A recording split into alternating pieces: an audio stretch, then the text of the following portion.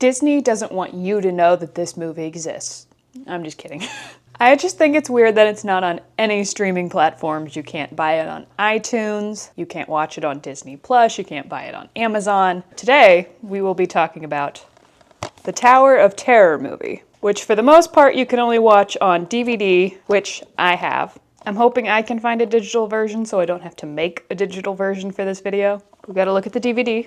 Isn't it beautiful? The Tower of Terror. Hotel guests check in, but they don't check out. And where's the best place to find information as to why the Tower of Terror isn't online? Reddit, of course. I'm kidding. Right now there's speculation between it being a rights issue, that Disney doesn't have the full rights to put it on their platform, that they are fighting with another company, or that they just don't have an HD mastered version to put up on their platform, so they don't want to put it up on the platform. If I find any more information about why it's not online, I can pop it in here. But for now, it's just speculation from people on Reddit. I did want to pop in some of my favorite Reddit comments that I thought were funny.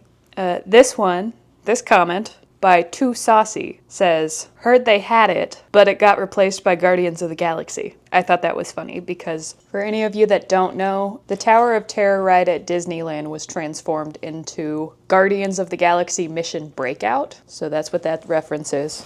Here is some footage of the ride and the transformation. I find it interesting that they changed the ride from Tower of Terror into a Guardians of the Galaxy themed ride, because I thought it was still popular, but I guess it's been a while since I've been to Disneyland or World. But I'm happy that there is still one Tower of Terror ride, because it is a classic. And then my other favorite Reddit post by Lance Turley. It was going to be on Disney Plus, but somewhere along the way, the movie got lost in the fifth dimension. I think that's a Twilight Zone reference. I have not seen the Twilight Zone, so I don't know much about it, but I'm sure there are plenty of people in the comments that will be able to inform me all about it. But the Tower of Terror is a classic that everyone needs to know about, hence why I'm making this video. There are actually some pretty popular actors in this movie, like Kristen Dunst, which I think most people know Kristen Dunst from her role in Spider-Man. They even have Jan from The Office in this movie, which actually took me a second to figure that out because her character is so different in this movie. Also,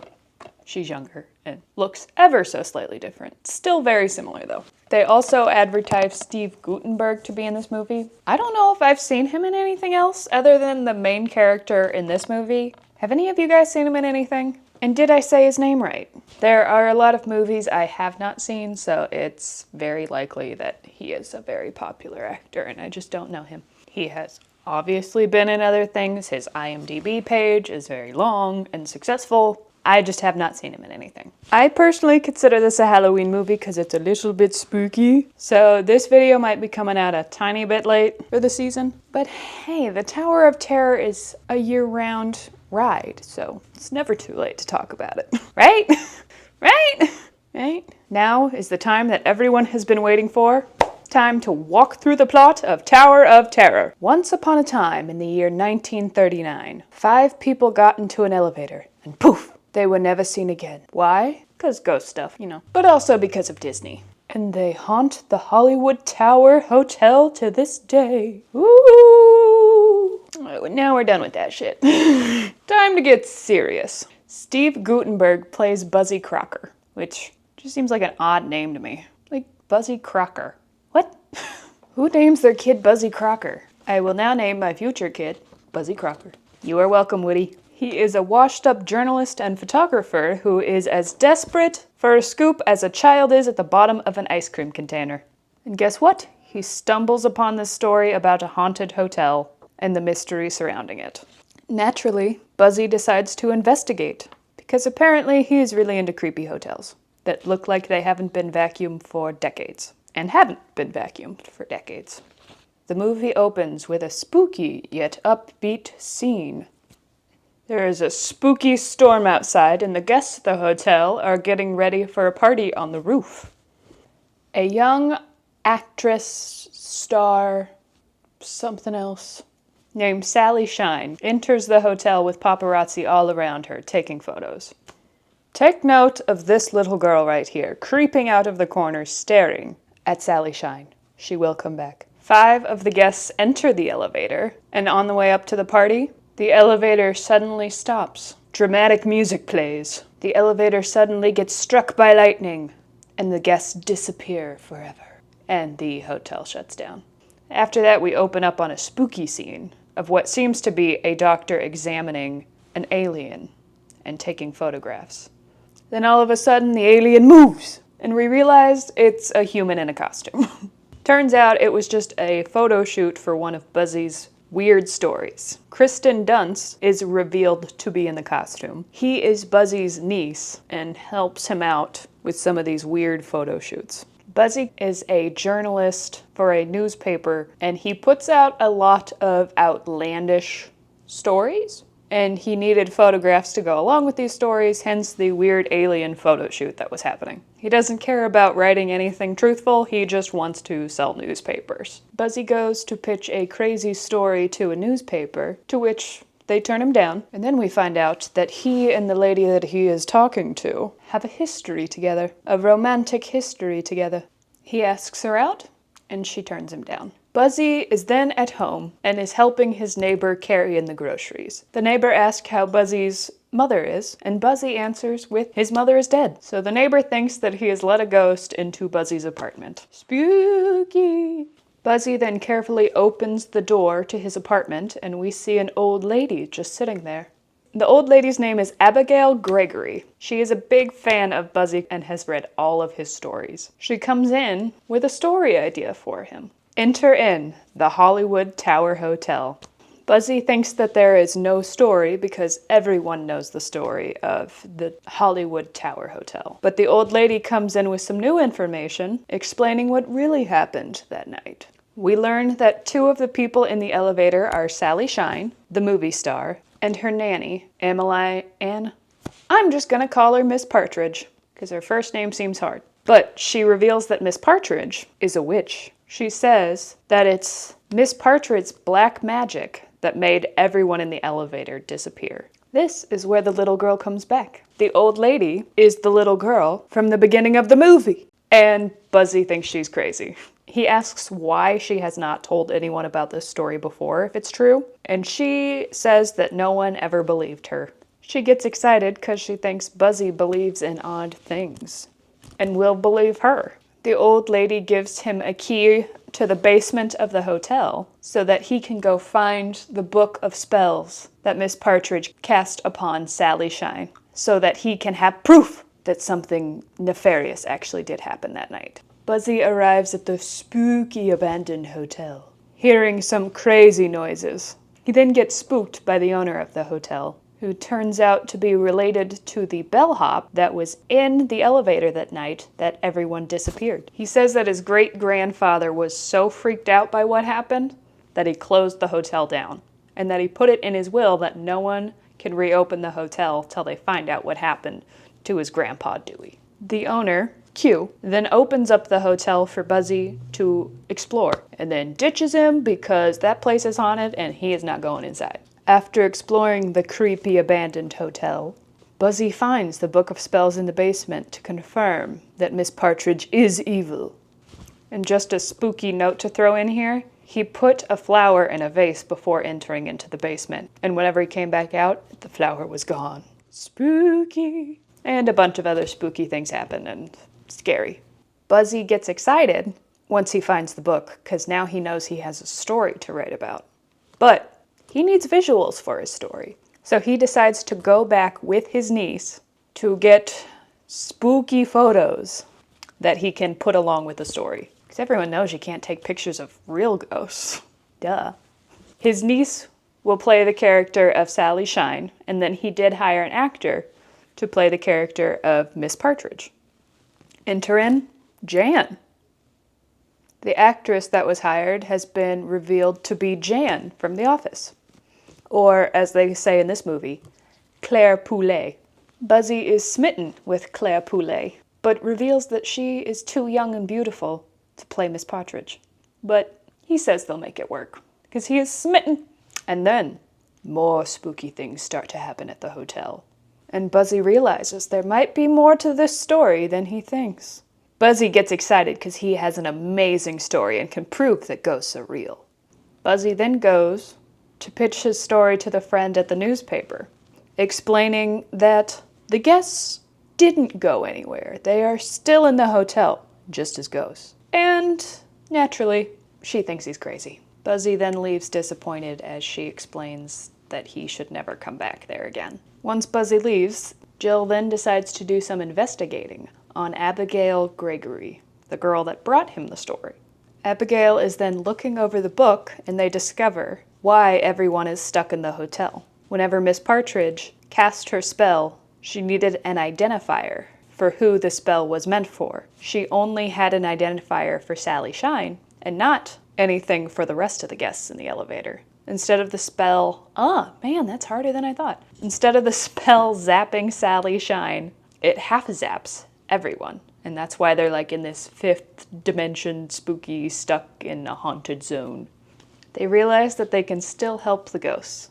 They can break the spell and release the souls if they have the identifiers from the rest of the people in the elevator. So the three of them go back to the hotel to find the items of everyone stuck in limbo. Q, the owner of the hotel, gives us the hat of the bellhop that was stuck in limbo, Dewey. So they have 3 items from the people in the elevator. They have the hat from Dewey, they have the hanky from Miss Partridge, and they have Sally Shine's hair. Creepy, right? Now they just need 2 more from the couple that was in the elevator.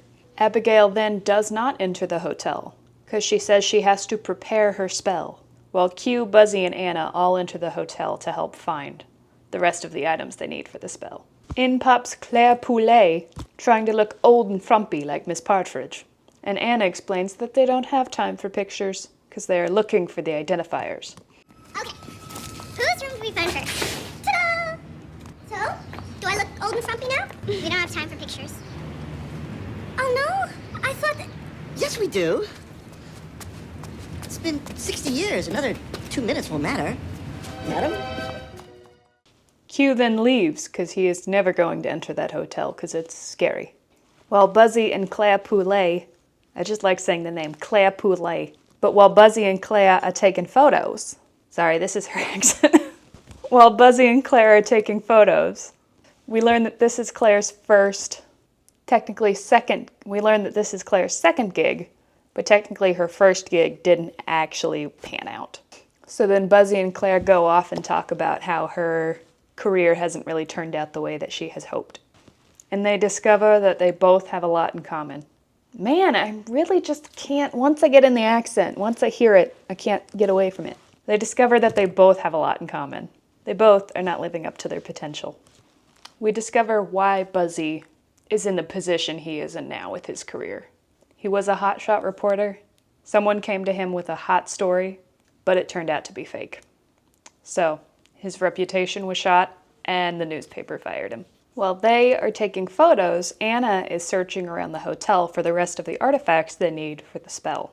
Claire finds out that Buzzy is more interested in his story than he is helping the ghosts and gets very disappointed. More spooky things happen around the hotel. Anna runs into the ghosts while she is searching through the hotel, and they try and scare her away. Next, we come to Jill's investigation of Abigail Gregory, and we discover that she has been in a mental institution since 1940. Back at the hotel, the ghosts start appearing and talking with them.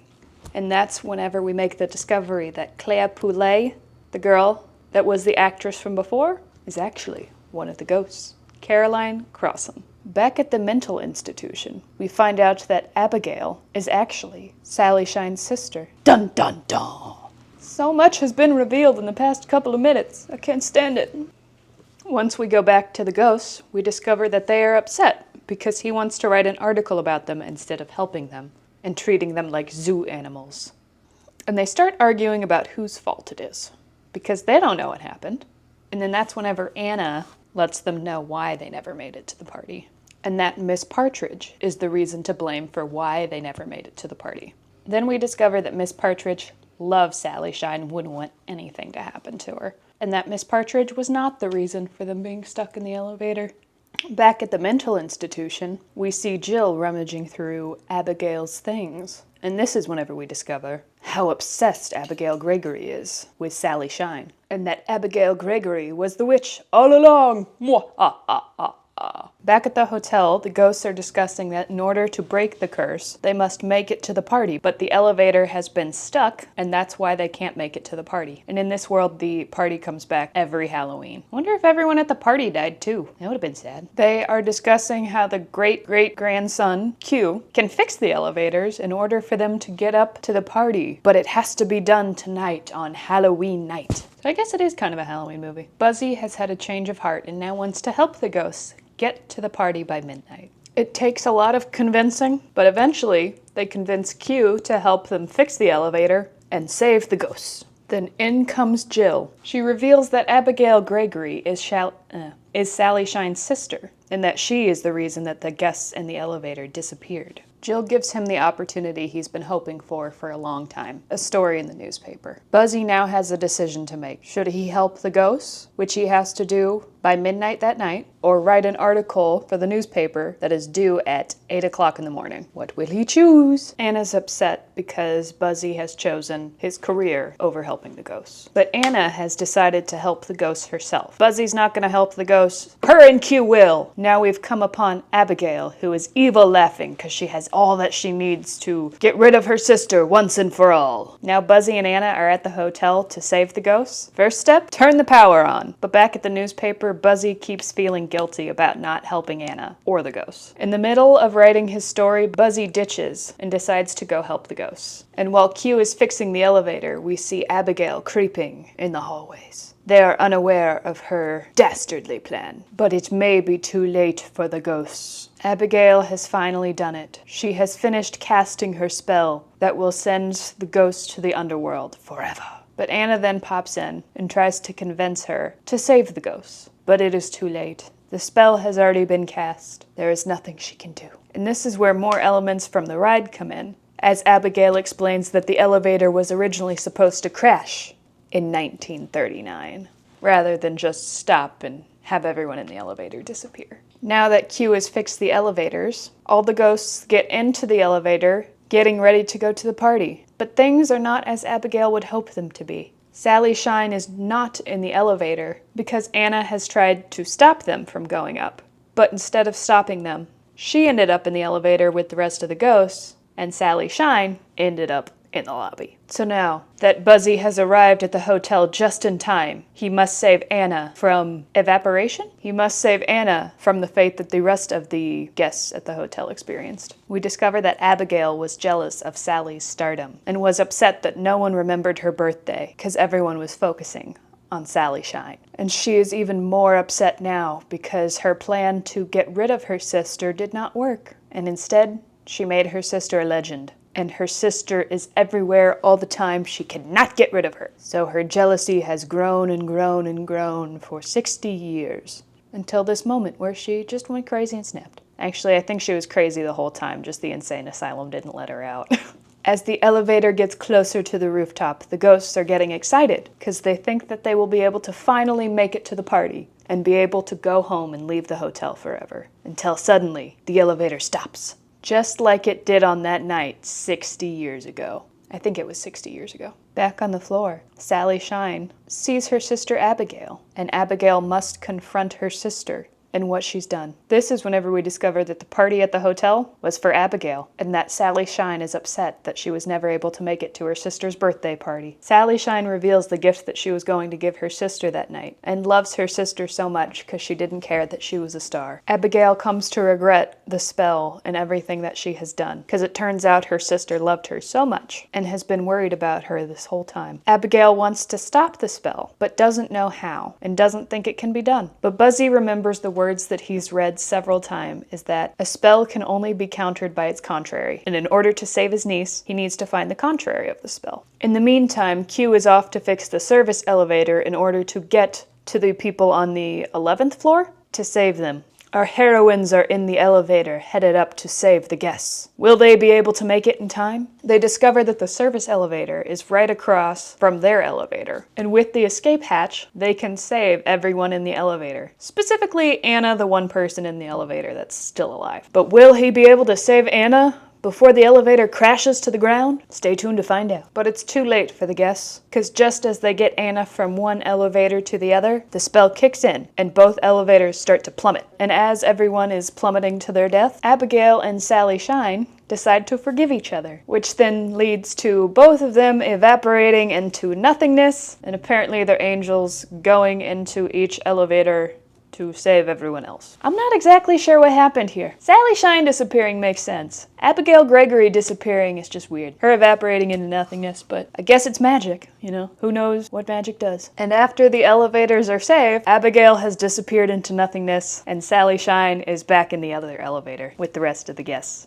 that disappeared on that night. Makes sense. And as we learn from most Disney movies, love fixes everything. Sally's love for Abigail broke the spell. You know, typical fairy and Disney shit. Now that everyone is saved, it's time for our ghosts to get to the party. Remember the gig that Claire Poulet said never ended up panning out? It was her singing at the party. So she is finally able to get to her first gig and finish singing. A lot of things happen at the party. Some weird stuff, some happy stuff. And then everyone just disappears. Buzzy may have missed the deadline for his article, but he did get the girl, so that's good. As magic does, Abigail appears in this empty room as a young child again. Then her and Sally Shine run away and get evaporated one more time. And now that the mystery has finally been solved, Q can open the hotel again and make all the money he wants. Cue the happy music.